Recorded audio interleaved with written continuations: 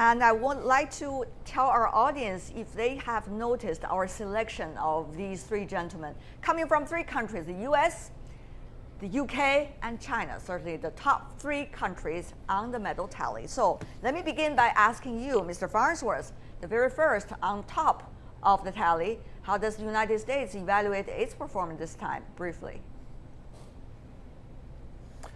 Well, I think most Americans are quite proud of the effort that the United States team gave in Rio. There are always high expectations when the United States goes to Olympic Games, whether summer or winter. And the record tally, I think, this year justified some of those high expectations. But some of the individuals like Michael Phelps, Katie Ledecky, Simone Biles, the entire U.S. gymnastics women's team, as well as some sprinters like Allison Felix. I mean, these are names that are now national celebrities in the United States, and I think they have very bright futures after their sports, even as political or sports commentators or what have you. So I think their futures are very bright. Yes, indeed. If people listen or watch American TV or radio during the Olympic times, the headline, the very top news would be how many gold medals and how many athletes have already won their big time at the Rio Olympic Games. Let's go to Team GB. Of course, the UK did so well, Mr. Pusey. I'm sure this is quite a celebration. The best over the past, how many? 108 years, by the way. Are you happy? Yeah, I think massively, especially after London. You always expect the host nation to do really well or to do better at an Olympics as a result of the fact that they're hosting it. But it's a real surprise that Team GB pushed on so much since London. I don't think that's ever happened before, and especially in sports that traditionally the GB don't do very well in. Very surprising to get a gold in the hockey, for example, the women's hockey, in the golf as well. We got one in gymnastics. We've never had a gold in gymnastics. So yes, we had some of our athletes who are traditionally very, very strong. Mo Farah, for example, winning, but we also had some really unexpected gold medals, and I think that's what's made people here really proud, is the fact that we got golds in 15 different categories across the board. So I think that's really good, and there's definitely a real feeling of a good mood feeling here in the country. I see the lights in your eyes as well when you're talking about Team GD's performance during this year's Olympic Games. But let's go to China. What about China, Mr. Dong? Finishing third place in medal tally. I should have come second. You know, I predicted before the games opened.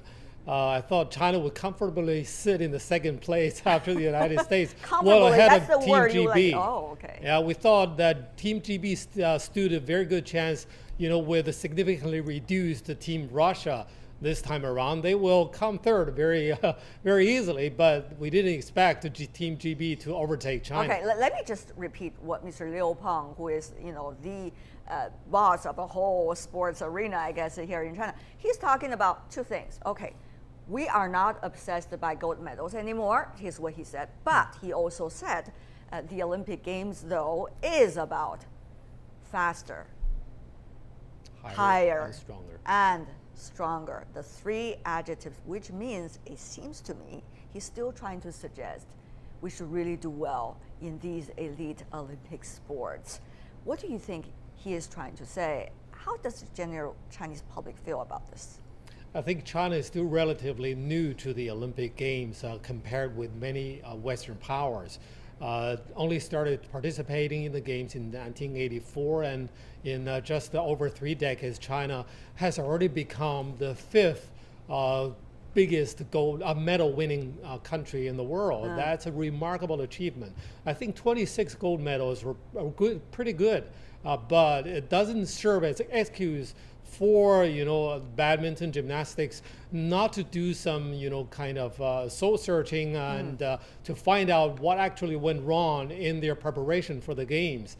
I think by repeating the three strong elements in the Olympic Games, China is still trying to educate the public, because the majority of the nation still are not necessarily so familiar with every sport included in the Olympic Games. So that's what the government does every time.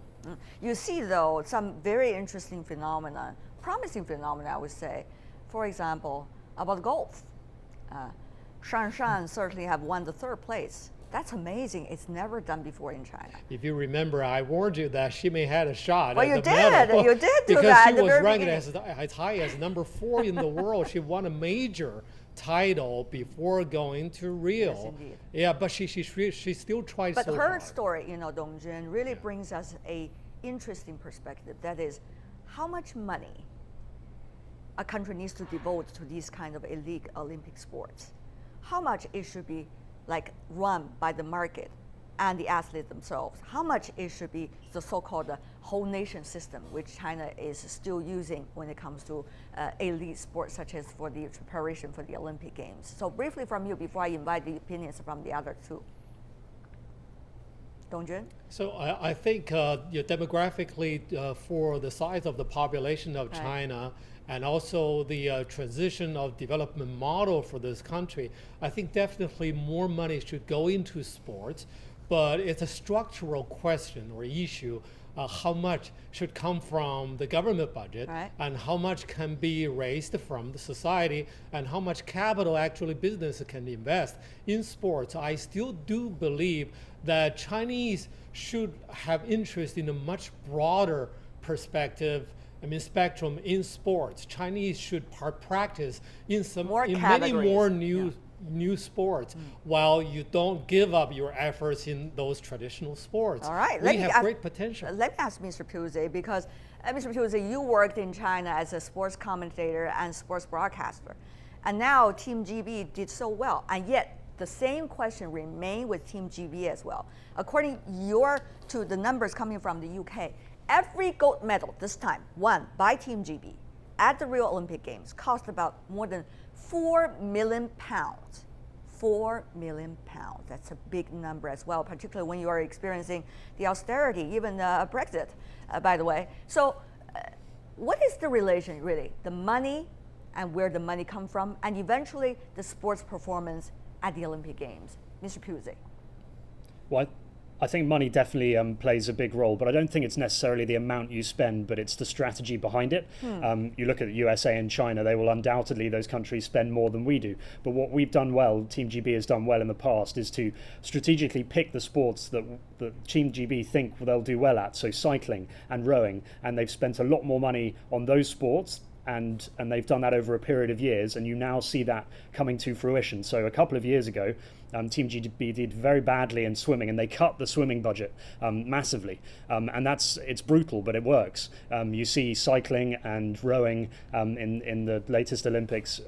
We did so well in those sports. So I think that's a model that other countries would do well to fit, is to really target those sports where they think they can get gold medals. If it is about gold medals, then that's the way to do it. Money definitely does play a part, does play a role. I think the cycling team, Team GB's cycling team, had more money spent on it than every other country combined in their cycling team. So that gives you an idea of just what money can do. Yeah, Mr. Farnsworth, also from the US side, you see Team GB, their devotion and investment by the government and the civil society 20 years ago, back in the John Major's administration. Eventually 20 years later, it seemed blossomed. It's a long period of time. And that period of time in countries like the United States and the UK usually would be scrutinized because it's too much, and too much time as well. So what do you make of the US system at this moment? Is it going to be sustainable? How do you see China's model?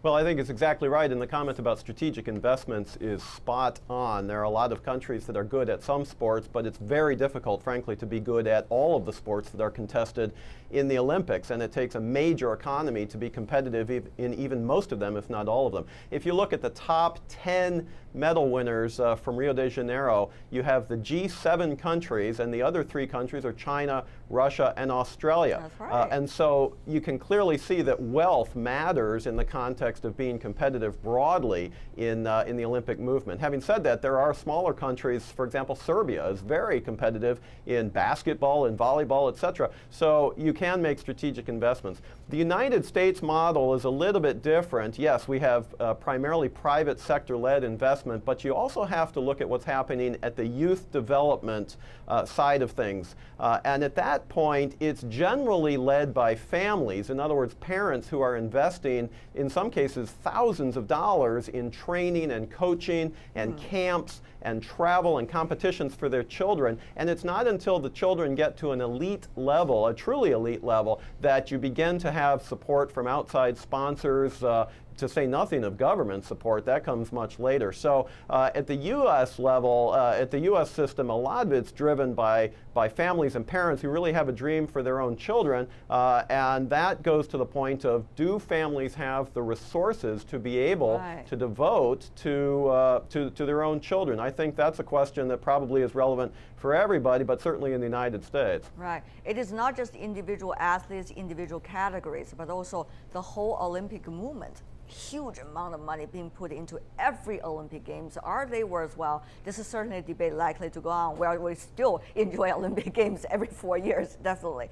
Having said that, though, about China, the whole China celebrated its players winning first place in the women's volleyball final. For those of you who do not know China's history of sports, certainly women's volleyball played a big part. When Chinese women's volleyball team took on Serbia for the Olympic title, 73%, think about that, 73% of Chinese families were watching the live broadcast on TV. Meanwhile, articles about Chinese volleyball dream team in Sina Weibo received more than 210 million views just within a couple of hours' time. And certainly that fever is still continue. Dongjun, first of all, you should maybe 2 or 3 sentences help our audience worldwide to understand what exactly is that sentiment about women's volleyball that Chinese are enjoying so much. Well, I think this significant win by the volleyball team, women's volleyball team, means differently to an older generation and a younger one. The younger people may be wondering, you know, what does it mean? So why does it mean so much to you, father and mother? But yeah, you know, the women's volleyball contributed glory to the country even before they participated in the Olympic Games for the first time. Right. And that was before 1984 in Los Angeles. Yes, China first won the World Cup in 1981. That was a time when China didn't know much about the Olympic Games. Not even the rest of the world. Yes, and they learned from a Japanese coach first, and then they developed a very strong team, starring a player now, the head coach of this team, Lang Ping or Jenny Long. And you know, that reminds people and the reminiscence of an old glory when China won 5 consecutive world titles, including the Olympic gold medal. Yeah. But the question is, Mr. Pusey, knowing what you have already acquired from China, many knowledge about this, what would a win of the women's volleyball team this time mean for the Chinese when you observe it from afar? Yeah, well, I think you get some sports, don't you, in every country that you're kind of guaranteed that you're probably going to do pretty well in. And for China, it's obviously ping pong and it's gymnastics and diving, and volleyball is one of those things that you were third in the world, and China had a great chance of getting a medal. But it's just one of those sports, and just the circumstances of it as well that makes a great story. So China lost their first game, and then they were behind to Brazil in the second game, and these comebacks and these stories. This is really the narrative that gets people going, and once you get that momentum, we had a similar thing here with Team GB in the hockey. You get that momentum of there's a story here, you know, we could really do it, and everyone gets involved. And like you said, those are incredible viewing figures, 70% of Chinese families watching. So I think it's just, you can't predict that before a games. You can't predict Fu, the Chinese swimmer, winning everyone's hearts. That's why people love the Olympics. It's those stories really, as opposed to just winning golds. It's those stories that you really can't predict before the games. Those personal stories really shine over the spectrum. For China is volleyball, and for the United States, of course, Mr. Phelps' win for the 3rd Olympic Games, so many gold medals, is also a heroic story. Having said that, though, it is not just the American athletes that are being covered by the U.S. press, but also the Chinese athlete stories. For example, the young Chinese athlete Fu Yuanhui, who is a very funny girl. You know, she made those hilarious comments after she won the 4th place in the swimming category. And she became an overnight hero almost in China, particularly went viral. Mr. Farnsworth, what do you make of those phenomenons? Is it because our audience is getting ever younger, or is it because really we need to have a relaxed moment in the very competitive atmosphere of the Olympic Games? I think that's exactly right. I mean, people have a broader sense of perspective now. Look, it takes in some ways just as much commitment, just as much training, just as much desire to be a gold medalist in archery as it does to be a gold medalist in soccer or volleyball or swimming. And those athletes tend not to get the same amount of exposure or appreciation, but it takes the same amount of effort. And I think that it frankly takes the same amount of effort to be a 4th place finisher as it does to be a 3rd place finisher, but you don't get a medal for it. So I think that there is an appreciation that will continue forward, that as people are really devoting their lives to pursuing their own individual dreams, that if they don't achieve necessarily a gold medal, that doesn't make them a failure. It makes them a huge success. They just didn't win the gold medal. And I think that there's a lot better, healthier appreciation in terms of what that actually means to the individual and to the teams that they're competing on. So I actually think, broadly speaking, that's a very good thing. That's true. And before we wrap up, of course, we are already transferring from Rio to Tokyo for the 2020 Olympic Games. A lot of things, big budget and also anti-corruption thing, and also with the anti-doping issue still hanging in there, a lot of uncertainties. But before we go, Mr. Dong, final word from you. What do you make of China's performance this time, and how do you likely perceive where Team China is going with the thought-provoking game that we are having this time? I think 26 gold medals and 70 in total wasn't too bad a performance, although it finished at number 3 on the table. I think when they come back this time around, people will start debating about how to build a new structure, what role the government should play, and what society, and especially the population, can practice sports to build a bigger and more solid foundation of the pyramid. I think it will be fascinating to see what goes on.